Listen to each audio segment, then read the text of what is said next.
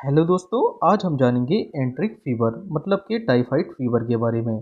यहाँ पर हम जानेंगे इसके सिम्टम्स के बारे में मतलब कि इसके लक्षण के बारे में। साथ ही साथ जानेंगे यहाँ पर कौन कौन से टेस्ट कराए जाते हैं और जानेंगे इसकी मेडिसिन के बारे में कि यहाँ पर कौन कौन से टाइप्स की एंटीबायोटिक्स मेडिसिन दी जाती हैं और इसके साथ साथ कौन कौन सी मेडिसिन का यूज़ किया जाता है।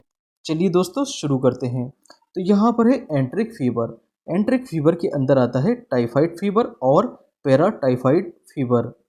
तो इसको एंट्रिक फीवर क्यों कहते हैं? क्योंकि यहाँ पर जो बैक्टीरिया होता है वो इंटेस्टाइन में अल्सर कर देता है, परफोरेशन कर देता है।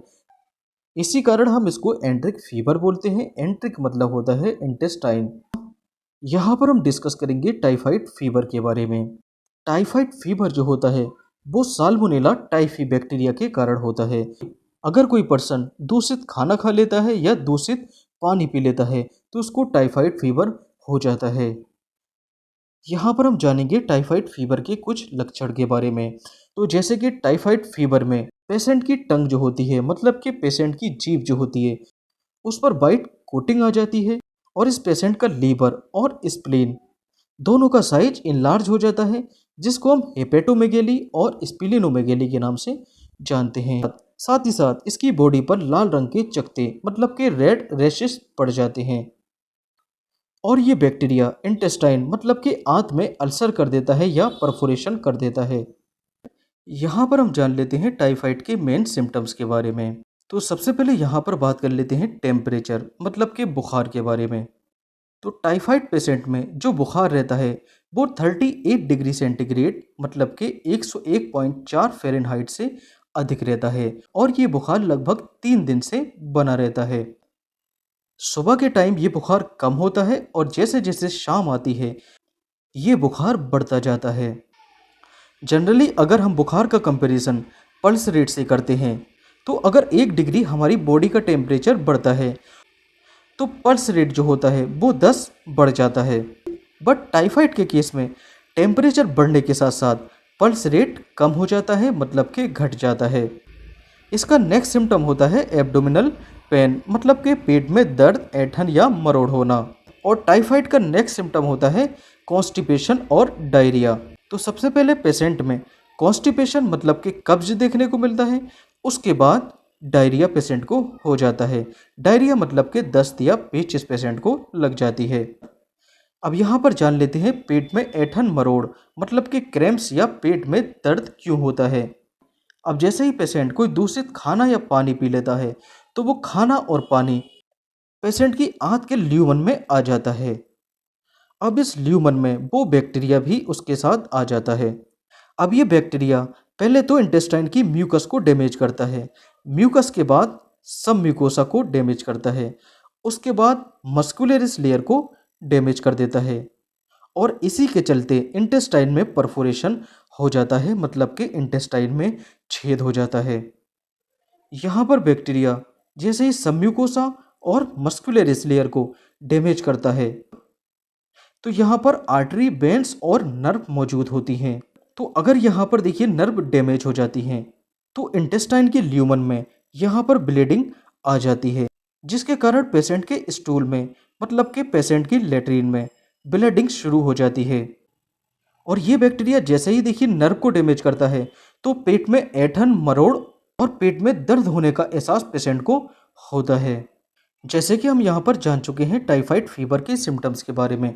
तो यहाँ पर हाई फीवर रहता है, चिल्स मतलब कि ठंड रहती है, लॉस ऑफ एपेटाइट मतलब पेशेंट को भूख लगना बंद हो जाती है, स्टमक मतलब कि एब्डोमिनल पेन होता है, पेट में दर्द होता है और बॉडी पर देखिए लाल रंग के चकते बन जाते हैं, खांसी होती है, मसल एक मतलब कि मांसपेशियों में दर्द होता है, हेडेक मतलब कि सर दर्द होता है, नोजिया वोमिटिंग मतलब कि उल्टी आती है, जी मचलाता है, डायरिया और कॉन्स्टिपेशन, दस्त, पेचिस और कब्ज पेशेंट को हो जाता है।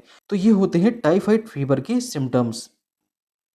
नेक्स्ट जान लेते हैं टाइफाइड फीवर के लिए सीरोलॉजिकल टेस्ट मतलब कि ब्लड टेस्ट के बारे में। तो यहाँ पर सीरोलॉजिकल टेस्ट कौन कौन से होते हैं? यहाँ पर होता है Widal test, typhidot test, typhidot M test. Salmonella typhi में एंटीजन ओ और एंटीजन एच पाया जाता है। तो यहाँ पर एंटीजन और एंटीबॉडी का एग्लूटिनेशन कराया जाता है। यहाँ पर एंटीजन और एंटीबॉडी के एग्लूटिनेशन कराने के बाद जो टाइटर आता है, अगर उसका रेशियो 1:160 से ज़्यादा आता है, यहाँ पर बिडाल टेस्ट में वो पेशेंट टाइफाइड पॉजिटिव माना जाता है। अगर ये रेशियो 1:160 से कम होता है तो यहाँ पर पेशेंट टाइफाइड नेगेटिव माना जाएगा, और 1:160 से ये वैल्यू ज़्यादा आती है तो इधर ये पॉजिटिव माना जाएगा। जैसे कि हम यहाँ पर रिपोर्ट में देख पा रहे हैं, यहाँ पर हम साल्मोनेला टाइफी ओ और साल्मोनेला टाइफी एच के बारे में बात करेंगे। मेनली यहाँ पर जो हमें रेफरेंस लेवल लेना होता है वो 1:160 का रेफरेंस लेवल लेना होता है। तो यहाँ पर टाइफी ओ और टाइफी एच दोनों में 1:160 पॉजिटिव आया है। इसी कारण ये जो रिपोर्ट है वो टाइफाइड पॉजिटिव है। अगर यहाँ पर 1:160 ये नेगेटिव होता तब इस रिपोर्ट का जो रिजल्ट होता वो नेगेटिव होता। नेक्स्ट जान लेते हैं इसकी मेडिसिन्स के बारे में कि कौन कौन सी यहाँ पर मेडिसिन्स का यूज़ किया जाता है। तो सबसे पहले बात करेंगे, तो सबसे पहले जान लेते हैं फ्लोरोक्विनोलोन क्लास की मेडिसिन के बारे में। तो इन मेडिसिन्स के अंत में फ्लोक्सासिन टर्म आ जाता है, जैसे कि ऑफ्लोक्सासिन और सिप्रोफ्लोक्सासिन और लीवोफ्लोक्सासिन। तो यहाँ पर सभी में फ्लोक्सासिन आया है, यहाँ पर भी देखिए फ्लोक्सासिन है। तो यहाँ पर बात कर लेते हैं ऑफ्लोक्सासिन और सिप्रोफ्लोक्सासिन। तो अगर किसी पेशेंट को ऑफ्लोक्सासिन या सिप्रोफ्लोक्सासिन देनी होती है तो वो कितनी देनी होती है और कितने दिन तक देनी होती है। तो ऑफ्लोक्सासिन को पेशेंट को बीडी आप दे सकते हैं और सिप्रोफ्लोक्सासिन को भी पेशेंट को आप बीडी दे सकते हैं, और ये मेडिसिन दिन में 2 टाइम लगभग 10 दिन तक ये देनी होती है। नेक्स्ट बात कर लेते हैं एजिथ्रोमाइसिन के बारे में। तो कभी भी एजिथ्रोमाइसिन को फ्लोरोक्विनोलोन क्लास की मेडिसिन के साथ नहीं देना होता है। अगर देखिए इस मेडिसिन को फ्लोरोक्विनोलोन क्लास की मेडिसिन के साथ दे दिया जाता है तो यहाँ पर हार्ट बीट में इरेगुलरिटी देखने को मिल सकती है। तो बात कर लेते हैं एजिथ्रोमाइसिन के बारे में। तो एजिथ्रोमाइसिन को पेशेंट को ओडी मतलब कि वंस अ डे, मतलब दिन में एक ही बार ये मेडिसिन देनी होती है। तो एजिथ्रोमाइसिन को भी लगभग 7 से लेकर 10 दिन तक आप पेशेंट को दे सकते हैं। नेक्स्ट बात कर लेते हैं थर्ड जनरेशन सेफेलोस्पोरिन क्लास की मेडिसिन के बारे में। तो सेफेलोस्पोरिन क्लास की मेडिसिन की शुरुआत में सेफ टर्म देखने को मिल जाता है, जैसे कि सेफेक्सिम, सेफोडॉक्साइम और सेफ्ट्राइक्सोन और सेफोटेक्सिम।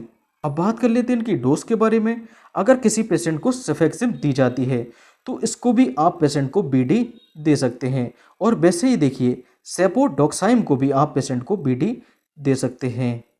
अगर बात कर लेते हैं इंट्रावेनस इंजेक्शन के बारे में, तो यहाँ पर मोनोसेप 2 ग्राम और टेक्सिम इंजेक्शन 250 मिलीग्राम ये पेशेंट को आप दे सकते हैं।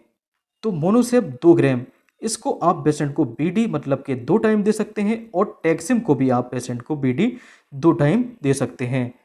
तो इन सभी एंटीबायोटिक्स मेडिसिन में से कोई एक मेडिसिन चूज करनी होती है, या तो ऑफ्लोक्सासिन चूज करनी होती है, या सिप्रोफ्लोक्सासिन चूज करनी होती है, या एजिथ्रोमाइसिन चूज करनी होती है, या सेफेक्सिम, सिफोडॉक्साइम, सेफ्ट्राइक्सोन या सिफोटेक्सिम, कोई एक मेडिसिन आपको पेशेंट को लगानी होती है। नेक्स्ट बात कर लेते हैं एमसेट और डोलो के बारे में।